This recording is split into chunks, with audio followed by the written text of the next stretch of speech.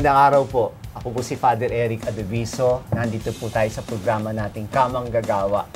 Maganda po ang tatalakayin natin ngayong araw na ito sapagkat ito po ay tungkol sa minimum wage. Ito po yung talagang mainit na topic na hanggang ngayon ay tinatalakay. At sabihin po natin na hanggang ngayon ay patuloy pa rin pinag-uusapan sapagkat naglabas po ang pamahalaan ng bagong wage order. Mapalad po tayo ngayong araw na ito sapagkat meron po tayong mga dalawang pangunahin na guest na dalubhasa sa usaping paggawa at dalubhasa sa usapin ng minimum wage. Gusto ko pong ipakilala sa inyo ang mga panauhin po natin. Una, si Julius Kengdit po, Assistant Vice President, Federation of Pre-Workers, FFW.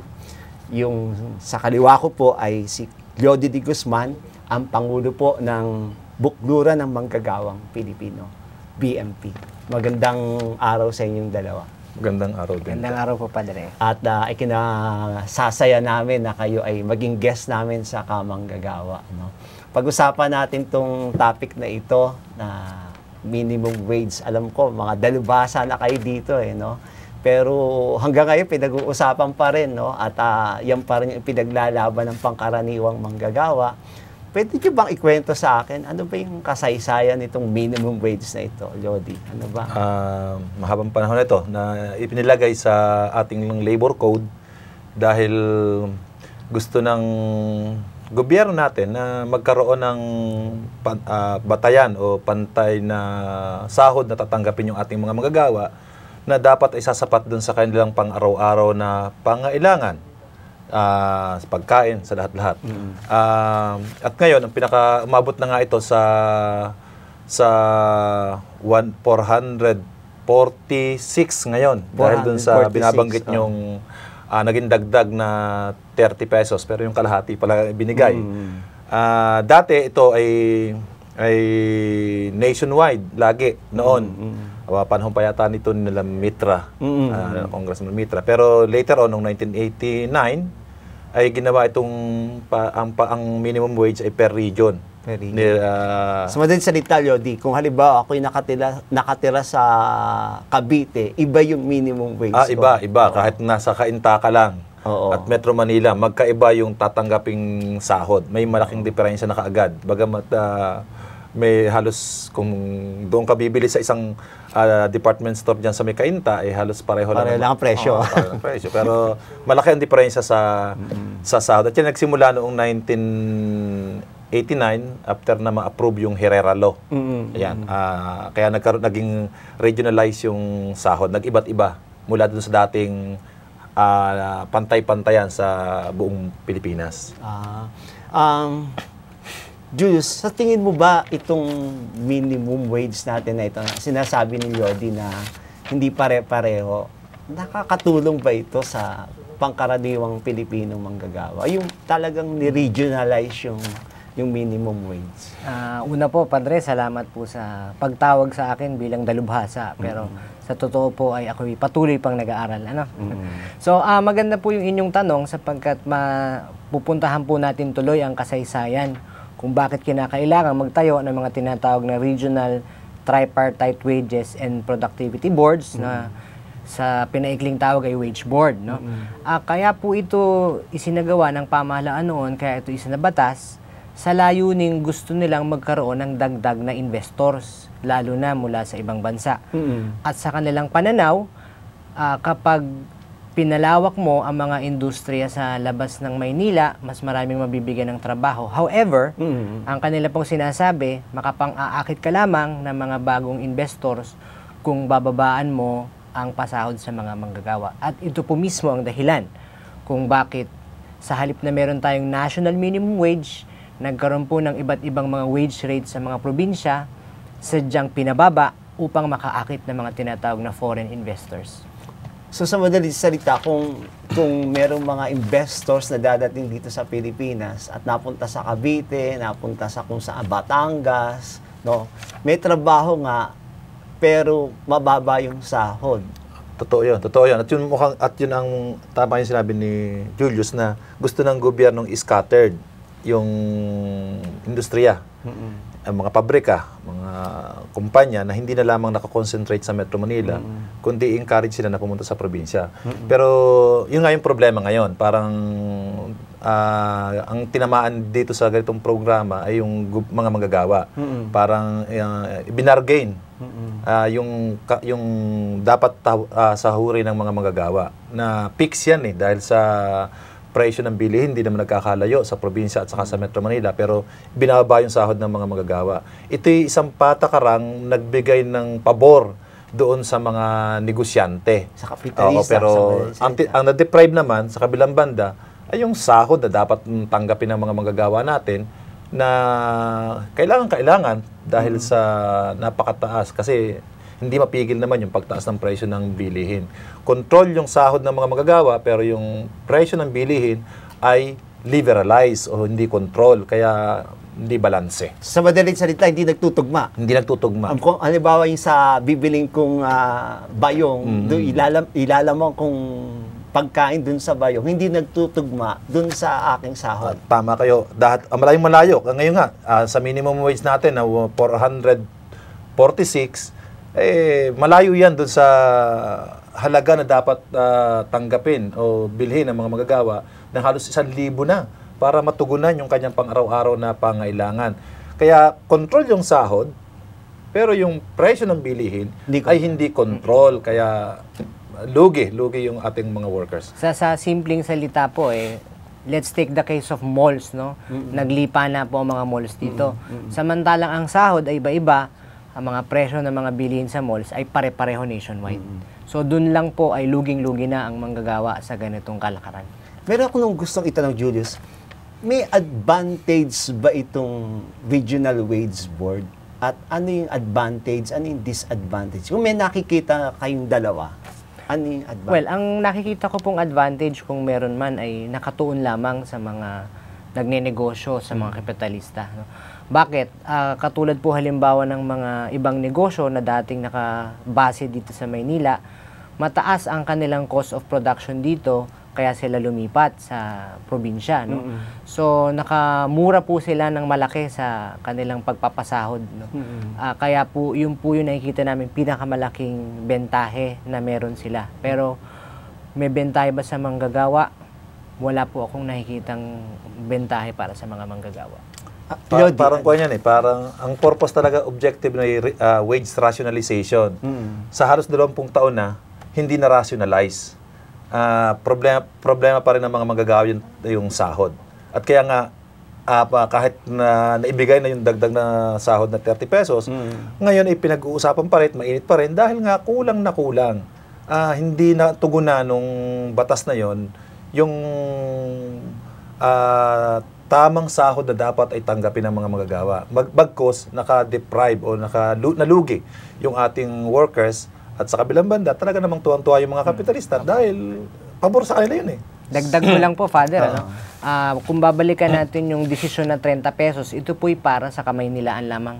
So, hindi ibig sabihin, sa Cavite, hindi Lumhang kasama maliit po ang mga natatanggap na dagdag na sahod sa ibang rehiyon. Historically, sa Kamaynilaan lang po pinakamalaki, 30 pesos.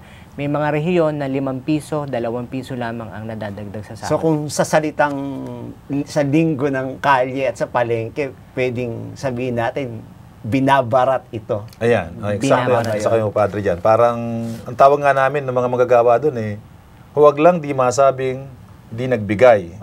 Kaya, pero bukod pa doon, yung sa dagdag na sahod na ibinigay dito, hindi eksaktong lahat ng mga manggagawa makakatanggap nung 30 pesos na yan. Kasi ang daming exemption. Ano yung mga exemption na ito? Pagka yung negosyante daw ay facing losses, di exempted yan. Nalulugi, ganyan. Tapos yung mga manggagawang nasa kumpanya na ang bilang nila ay 10 and below. Kasi may batas na BAM-below, yung barangay micro-business enterprise. Na exempted yung mga manggagawa doon na bigyan ng minimum wage. Kaya parang may kabalintunan dahil yun yung mga manggagawa na nangangailangan talaga ng kita dahil mababa ang sahod pero hindi sila ang binibigyan ng dagdag na sahod. Exempted sila. At malaki ang porsyento niyan, Padre, dahil I think nasa 90% ng mga establishment natin sa Pilipinas Exempted. ay exempted na nagko-comprise yan. Mga nabigla siguro yata. na 40% ng ating labor Parang force nakakabigla yan, ay Jordi. hindi nakasali agad doon. Hindi na agad kasali kasi nga malaking bilang ng ating mga manggagawa ay nasa maliliit na mga establishmento. Pansamantala tayong titigil dito sa napakainit na talakayang ito. Magbabalik po kami.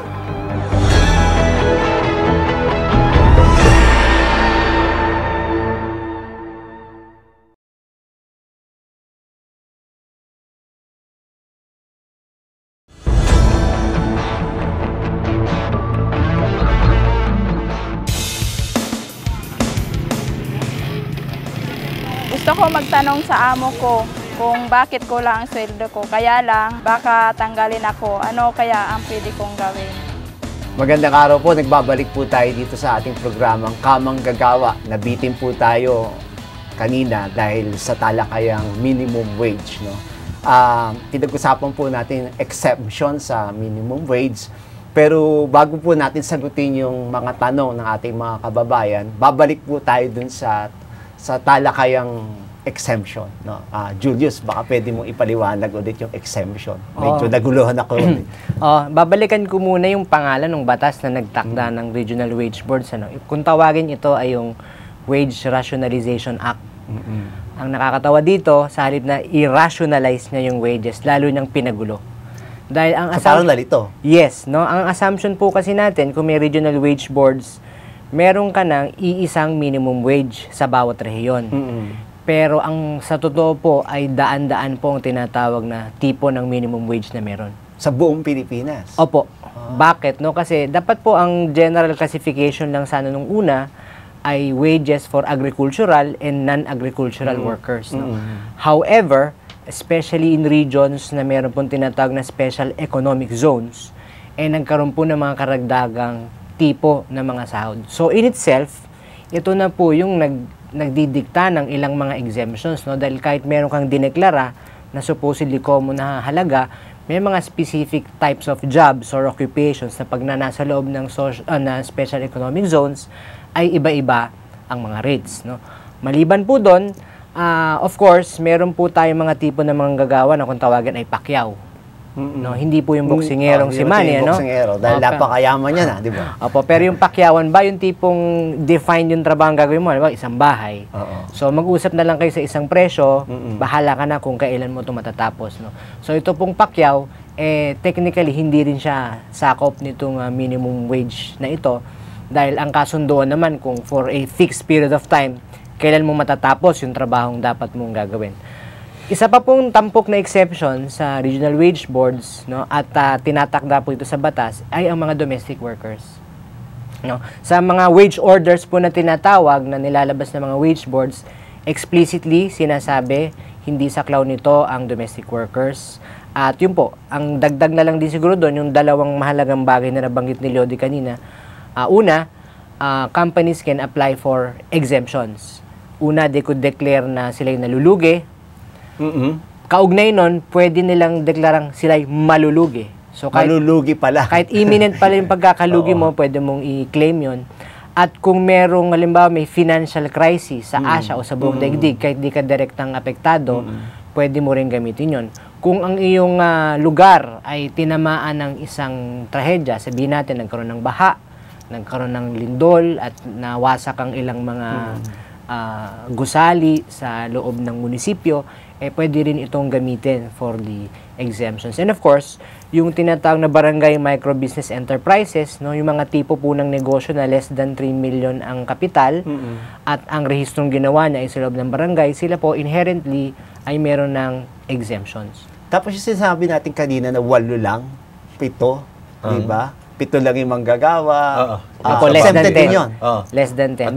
But they have to apply. They still have to apply for exemptions sa regional office po ng Department of Labor and Employment. Meron akong gustong itanong ngayon, no? Itong regional Lodi na Regional Wage Board, paano nila dinidetermina yung minimum wage at pagkatapos Kasama ba yung manggagawa dyan? Kasi yun yung mahalaga, yung kasama yung manggagawa eh. Kasama sila pero sa bilang parang kung tatlo yan mayroong management, may sa gobyerno, may sa workers.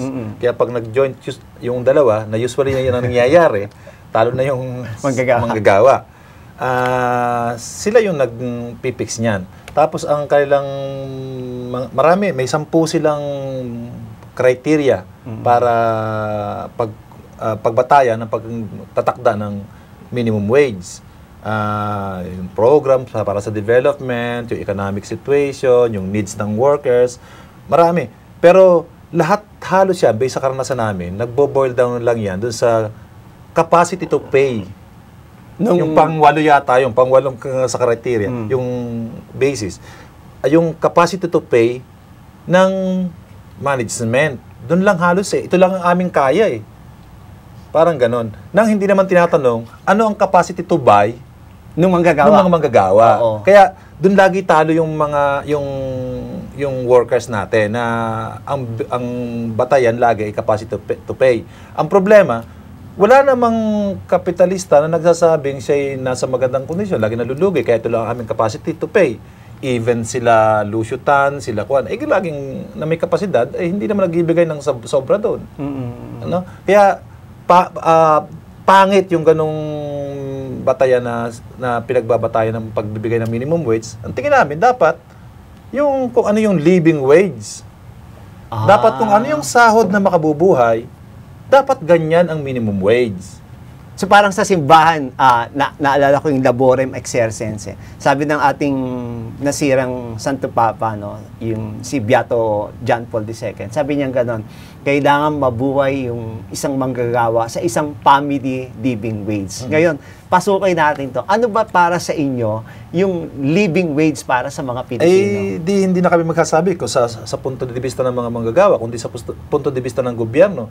Siya mismo ang nagsasabi, through NEDA, na nasa 1,000 na yung dapat sahurin ng mga manggagawa ngayon na may 4 na anak, 6, family of 6. Dahil doon sa taas ng presyo ng bilihin, taas ng presyo ng kuryente, tubig, lahat-lahat, eskwela, ospital, at kung magkakaroon pa ng mga saving, kasi dapat may mga 10% ng kanyang kita, savings yan dapat nasa 1,000 pesos na. Kaya napakalayo nung 400 kasi sinasabi nga ng mga negosyante, ito yung kanilang capacity to pay lang. Itong malulugi na kami pag ititinaas pa namin. Ang problema dyan, para bang ang tingin nila sa workers ay gastos Para bang ang workers ay ayaw nilang bigyan dahil parang gastos. Hindi nila tingnan na yung workers natin ngayon yan ang naglilikha ng yaman. Ang pinanggagalingan ng anumang yamang dito sa loob ng pabrika, sa loob ng Pilipinas ay resulta ng pagkatrabaho ng mga manggagawa. Kaya dapat hindi tingnan gastos, kundi ito yung yaman. Ito yung labor force ng mga manggagawa ang nag-create ng wealth ng isang bansa. Kaya po naalala ko nga si Beato Juan Paulo Ikalawa binabanggit din niya, 'di ba, na ang labor ay hindi commodity, no? Na dapat sa proseso ng produksyon, wag mong titignan na ang labor ay parang raw material, na ang labor ay parang isang pamamaraan lang para magawa mo ang gusto mong gawing produkto. Ang labor, ang manggagawa ay tao. No, we are human, no? And of all the resources na meron ng isang kumpanya, ang pinakamahalaga diyan ay ang tao. Tsaka sabi niya, ang manggagawa ay may dignidad. At dun sa Laborem Exercise, sabi niya, yung ideal, dapat yung babae hindi nagtatrabaho, yung lalaki lang nagtatrabaho kung ito ay living family wage. Balikan po natin yung tanong ng kababayan natin, no? May parusa ba dun sa paglabag sa hindi pagbayad sa minimum wage? Meron pa, Andre, dahil klarong batas ito Kaya ang sino mang hindi sumunod ng mga negosyante sa pagbibigay ng tamang minimum wage, lalo na kung hindi naman siya kasama doon sa mga exempted, ay may kaukulang kaparusahan sa kanila. Kaya lang, ay hindi ito parang makukulong na tulad ng mga walang kulong. Walang kulong. Ang ginagawa lang diyan talaga ay inuobliga yung management na ipatupad. At kung yan ay hindi niya nagawa sa mahabang panahon, sa mahabang panahon na umiiral yung minimum wage, ay inire-retroactive yan. inuobliga yung management na bayaran yung kanyang mga manggagawa ng buo dun sa mula nung hindi niya ipinatupad yung batas tungkol sa minimum wage o kung yung huling minimum wage ay sinabatas, hindi niya pinatupad, ayun, particular na yun ay dapat niyang bayaran ng buo. Pero walang kulong. Police power. Ang mahalaga po kasi kahit naman sa anong klaseng kasalanan, dapat may magsumbong. So yun yung unang hakbang. Kinakailangan may magsumbong sa regional office ng Department of Labor and Employment, sa Bureau of Working Conditions ng DOLE, na ang isang kumpanya ay hindi sumusunod sa minimum wage. So, kapag ka po may nagsumbong, magkakaroon ng tinatawag na proseso ng inspection. At doon po alamin kung talagang hindi nga nagbibigay ng tamang sahod ang isang kumpanya. Kung mapapatunayan na hindi niya ginagawa ito, siya po, tulad ng sinabi ni Lodi kanina, ay uubligahin, bibigyan ng pagkakataon na ipatupad ng tama ang kanyang minimum wage para sa kanyang mga manggagawa. Ngayon, sa kabila ng pagkakataon ito, halimbawa, na binigay na sa kanya yung pagkakataon, hindi pa rin niya ginawang magbigay ng tamang sahod, may kapangyarihan po ang DOLE na ipasara yung kumpanya. Pero may napapasara naman. Meron naman siguro, no? Pero wala po tayo sa listahan. Pero dagdag ko doon sa kanyang yung sa pagsusumbong, ang problema natin ay maraming mga manggagawa natin talaga na yung kaalaman sa batas ng paggawa ay kapos, no? At ang problema, yung Department of Labor ay kapos din yung kailang mga inspektor. Kaya umiiral talaga yung malawakang di pagsunod ng mga kapitalista. Kaya dapat siguro sa ating mga manggagawa ay tanungin, imbestigahan nyo yung inyong mga kumpanya kung ito ba ay lumalabag o hindi. Magtanong-tanong kayo sa mga kakilala nyo sa taga-Department of Labor o yung mga labor leader na katabi ng inyong pabrika na maimbestigahan, makita yung kung sumusunod o hindi yung management. At pagka natuklas ang lumalabag, ay dapat magkaroon ng klaro, detalyadong pagsusumbong sa Department of Labor. Kaya actually, ang pinakamainam kung kakayanin ng mga manggagawa na magtatag ng kanilang union. No? Dahil kapag sila po ay may union, magagarantihan nila ang kanilang mga karapatan. Ngayon, parang naglaro sa isip ko na usapin lang ba ito ng pera? Pero bago niya sagutin niya na, magbabalik tayo.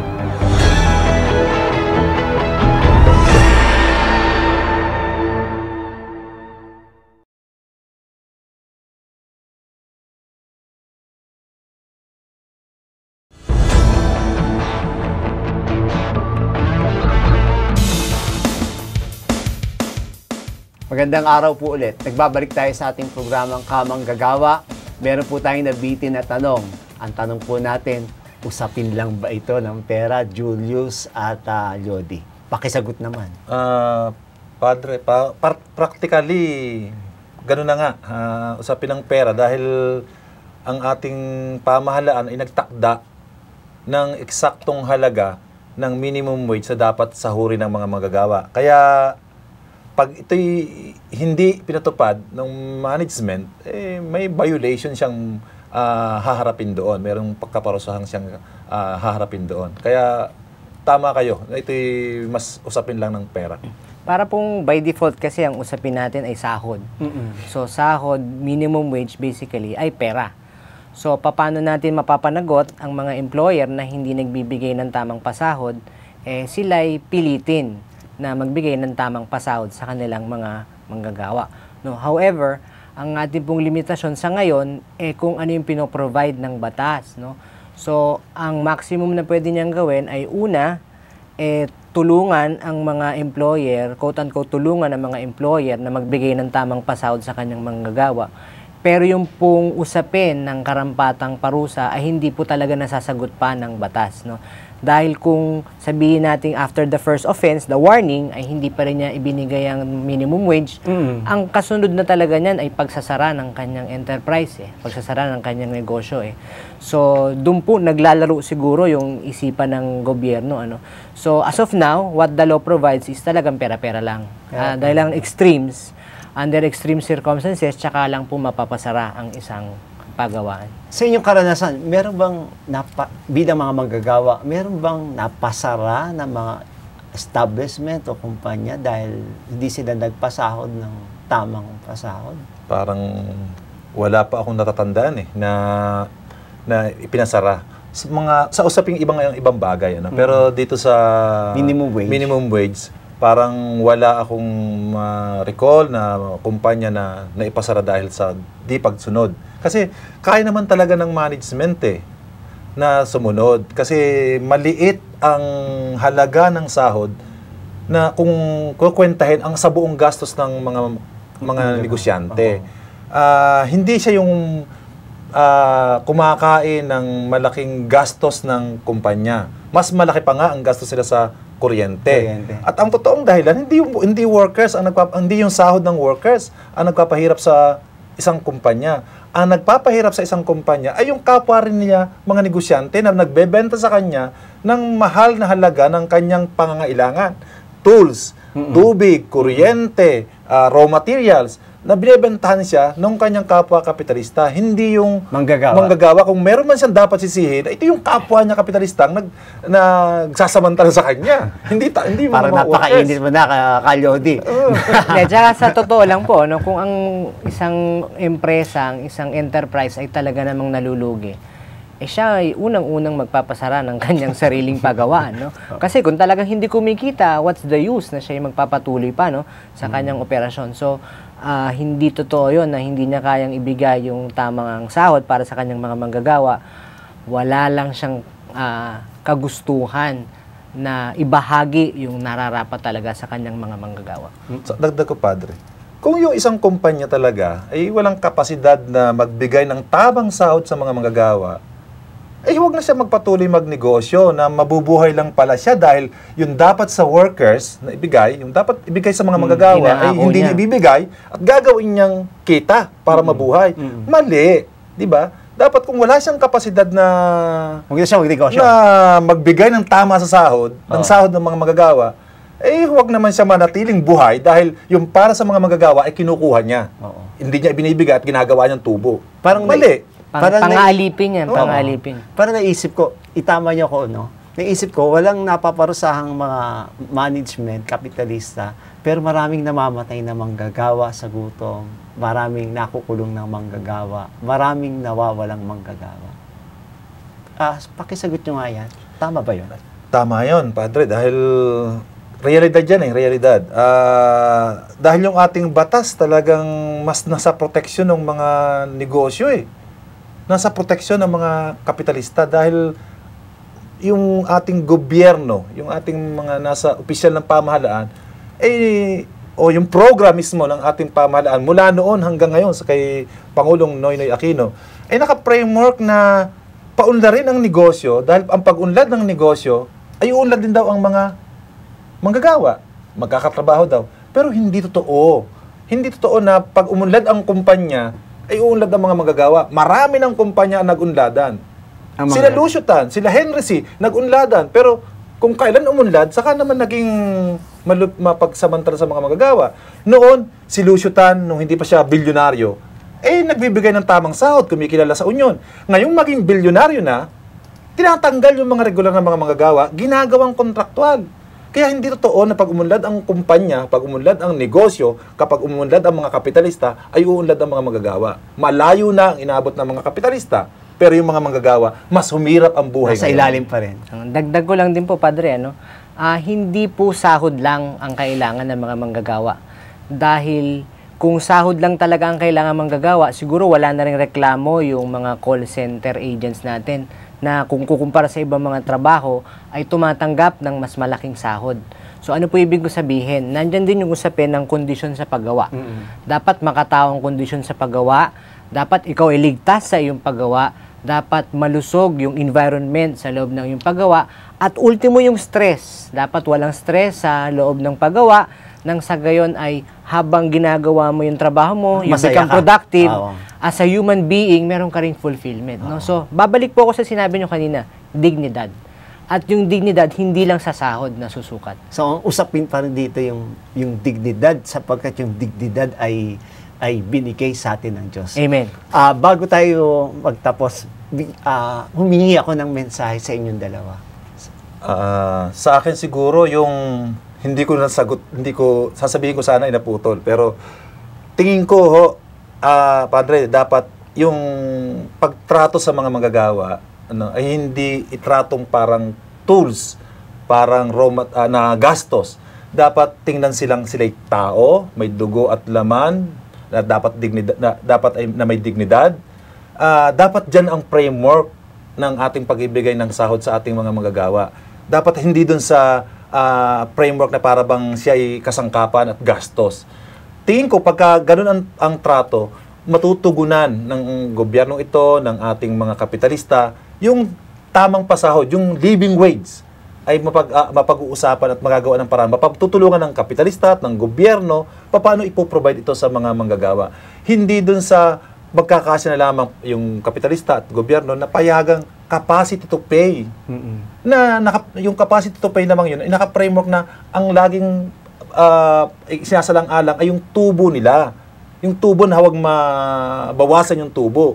Kaya maliit hanggang sa ngayon ang sinasahod ng mga manggagawa. Malaki ang pangailangan, sabi ng gobyerno, dahil sa taas ng presyo ng bilhin, 1,000 pero 446 pa rin lang. Wala pa sa halos kalahati yung kanyang sinasahod. Salamat, Judy. Julius, mensahe sa mga kababayan natin manggagawa. Sa mga kamanggagawa, no? Bagamat meron po tayong tinatawag na regional wage boards na nagtatakda ng minimum na pasahod ng ating mga manggagawa, sa tingin ko po sa kalakhan ay nasa kamay pa rin nating mga manggagawa kung paano natin makukuha yung wastong pasahod. No? At ito po ay ating matatanggap, ating makukuha kung bilang mga manggagawa sa isang pagawaan ay magtatatag tayo ng ating mga unyon. Ang mga unyon ay isang kolektibong gawain ng mga manggagawa sa isang pagawaan upang maipangalandakan ng kanilang karapatan. Kasama na dito yung tinatawag na sama-samang pakikipagtawaran o collective bargaining. Sa collective bargaining, pwedeng makausap ng maayos ng mga manggagawa ang employer, no? Nang sa gayon ay yung wasto at talagang nakakayanan at napag-usapang halaga ng sahod ay pwedeng makuha at matanggap ng mga manggagawa. No? Kung kaya't inanyayahan ko po ang ating mga kamanggagawa, maaari po namin kayo matulungan sa pagtatatag ng mga unyon. Kayo po yung makipag-ugnayan sa Federation of Free Workers. Ang aming pong tanggapan ay nasa Taft Avenue sa Maynila. Maaari nyo po kaming tawagan sa 521-9435, Telefax 400-6656. Pwede nyo pong silipin yung aming website, www.ffw.org.ph. Salamat po. Kalyodi, baka meron kayong address? Katulad ni Julius, sa BMP, Bukluran ng Manggagawang Pilipino, tumawag lang sa number 434-2025. Maraming salamat sa inyong dalawa at natuto ako marahil maraming mga naliwanagan nating mga kababayang manggagawa. No?